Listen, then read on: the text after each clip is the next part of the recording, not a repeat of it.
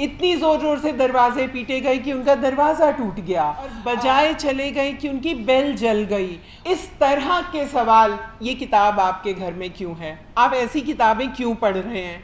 ये आपकी शेल्फ में जो है ये पैम्फलेट क्यों है? ये पोस्टर क्यों लगा है? एक नागरिक जिसके पास संवैधानिक अधिकार हैं उसे एक इतना अदना इंसान बना दिया जाए एजेंसियों की जो पावर है उनके बूटों तले, कि उनसे किसी भी तरह का सवाल पूछा जाना और उसका जवाब देने पे उन्हें बाध्य करना। उनके पास सब कुछ है, उनके पास एजेंसियां हैं, आर्मी है, बंदूक है, हथियार हैं, हमारे पास सिर्फ हमारी आवाज़ है। चाहे वो आदिवासी हो, किसान हो, मजदूर हो, मुसलमान हो और फिरके के लोग हों, वो अलग अलग लड़ रहे हैं। हमारा विवेक हमें ये सिखाता है कि ये लड़ाइयाँ आपस में जुड़ी हुई हैं।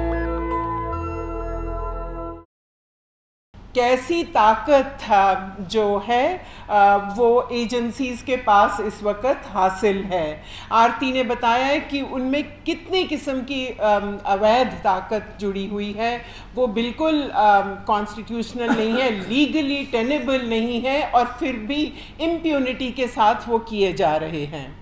इसमें एक और ख़तरा जिसके ऊपर मैं ध्यान दिलाना चाहती हूँ वो ये है कि जो आज लखनऊ कॉन्स्पिरेसी जिसे कहा जा रहा है, जिस तरह की रेड्स हुए हैं, ये एक लंबी श्रृंखला है जिसके बारे में और साथियों ने भी बात की। ये नॉर्मलाइज होता जा रहा है।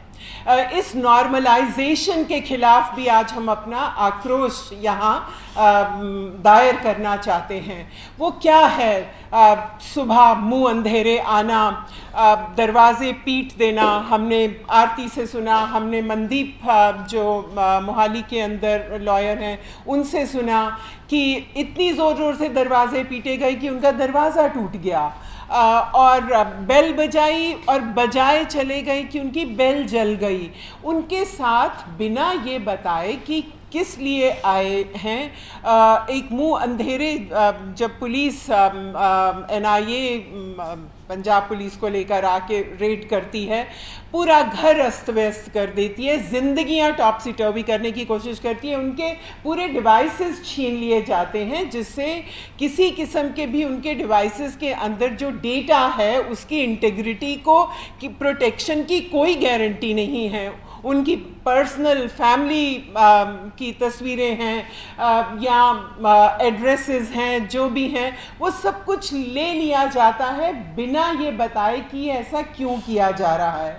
और हम जानते हैं कि ये होता चला जा रहा है।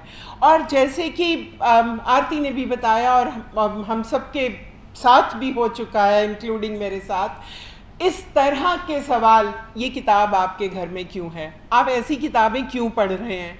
ये आपकी शेल्फ में जो है ये पैम्फलेट क्यों है? ये पोस्टर क्यों लगा है? ये क्या तरीका है कि इन्वेस्टिगेशन का, जिसे एक नागरिक जिसके पास संवैधानिक अधिकार हैं उसे एक इतना अदना इंसान बना दिया जाए एजेंसियों की जो पावर है उनके बूटों तले, कि उनसे किसी भी तरह का सवाल पूछा जाना और उसका जवाब देने पे उन्हें बाध्य करना कि जवाब दीजिए कि आपके घर में इतनी किताबें, ये वाली किताबें क्यों हैं, या इतनी किताबें ही क्यों हैं। ये एक जो जिस तरह की एजेंसियों की ताकत है, इससे एक ही बात बार बार हमारे सामने आई है कि कुछ भी इसमें लीगली टेनेबल नहीं है, पर ये स्टेट एक लीगली अनइनकम्बर्ड स्टेट में बदल चुकी है। हम इसको चैलेंज नहीं कर पा रहे। हम इसके खिलाफ बोल सकते हैं पर हम इसके लिए कुछ भी नहीं कर पा रहे। कि जैसे कहा गया, आपने भी बताया आरती, कि आपको भी जो सीनियर एडवोकेट्स हैं उन्होंने कहा कि अब ये आए हैं तो ये तलाशी लेंगे ही, जबकि उनके पास कोई भी ऐसा वैध कारण नहीं था कि वो आपके घर की तलाशी लें और आतंक फैलाएं। जो आतंक का वो लोगों के ऊपर के ऊपर इल्ज़ाम लगा रहे हैं कि वो कुछ ऐसे आतंकी नेटवर्क्स के साथ जुड़े हुए हैं, वो उनकी पहुंच ऐसी है कि वो टेरराइज कर रहे हैं, बल्कि हम तो देख रहे हैं कि उल्टा एजेंसीज जो हैं वो टेरराइज कर रही हैं, इंटिमिडेट कर रही हैं। मैं सिर्फ यही पूछना चाहती हूँ कि हम कौन हैं? हम सब लोग जो यहाँ बैठे हैं, जहाँ हमारे साथी जो आज गिरफ्तार किए गए हैं, वो कौन हैं? आपने उनके बारे में सुना। हम में से बहुत सारे समाज शास्त्री हैं, हमने भारत की और इसी जगह की यूनिवर्सिटियों से BA, MA, PhD की पढ़ाइयाँ की हैं। इस समाज को, यहाँ के अर्थशास्त्र को, यहाँ की व्यवस्था को समझने की सिस्टमैटिक कोशिश की है। हमने क्या ऐसा किया है? हमने वो टूल्स एक्वायर किए, इंटेलेक्चुअल टूल्स एक्वायर किए जो हमें इस समाज को समझने में मदद दे सकें, और उन टूल से लैस होकर हमें हाशियाग्रस्त लोग भी नज़र आए। मेरी किसान जो वर्कर सुखविंदर है, उसे किसान नज़र आए, वो किसानों के साथ जुड़ गई। अनिरुद्ध की हमने बात सुनी कि वो इतना करियर होते हुए वो वर्कर्स के साथ जुड़ गया। हमारे साथ और बहुत सारे लोग हैं जो किसानों, मजदूरों के साथ जुड़ गए, जो हाशियाग्रस्त हैं, जिनको स्टेट ने अबैंडन कर दिया है, और जो वो लोग हैं जो इस पूंजी के बोझल पहिए का भार अपने कंधों तले उनके ऊपर उठाकर दबते चले जा रहे हैं।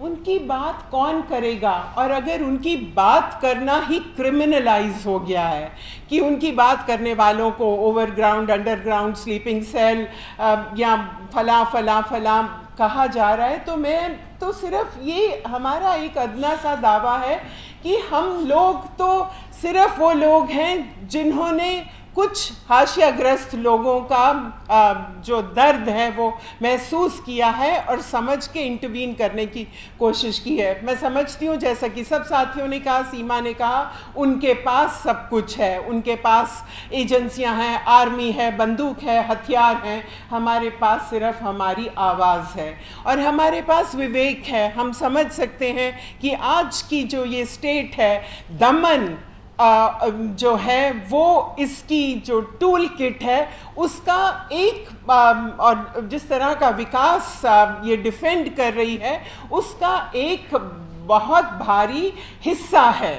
और आज अगर दमन ये स्टेट कर रही है अलग अलग सेक्शंस के ऊपर, और वो सेक्शन अलग अलग अपनी लड़ाई लड़ रहे हैं, चाहे वो आदिवासी हों, किसान हों, मजदूर हों, मुसलमान हों और फिरके के लोग हों, वो अलग अलग लड़ रहे हैं। हमारा विवेक हमें ये सिखाता है कि ये लड़ाइयाँ आपस में जुड़ी हुई हैं और हम अपनी आवाज़ उन लड़ाइयों को और एक जो व्यापक लड़ाई है उसके साथ जोड़कर मिलाना चाहते हैं। और मैं सोचती हूँ कि हमारे पास सिर्फ़ और सिर्फ एक ही तरीका है कि हम अपने विवेक को कायम रखें और अपनी आवाज़ को बुलंद रखें। बहुत शुक्रिया। नेशनल दस्तक की आपसे गुजारिश है कि अगर इसको बचाना चाहते हैं तो नेशनल दस्तक को सब्सक्राइब करने के लिए रेड कलर के सब्सक्राइब बटन को दबाएं, फिर बेल आइकन की घंटी दबाएं। नेशनल दस्तक को बचाने के लिए बहुत ज़रूरी है कि हर खबर को शेयर करें, लाइक करें, कमेंट जरूर करें।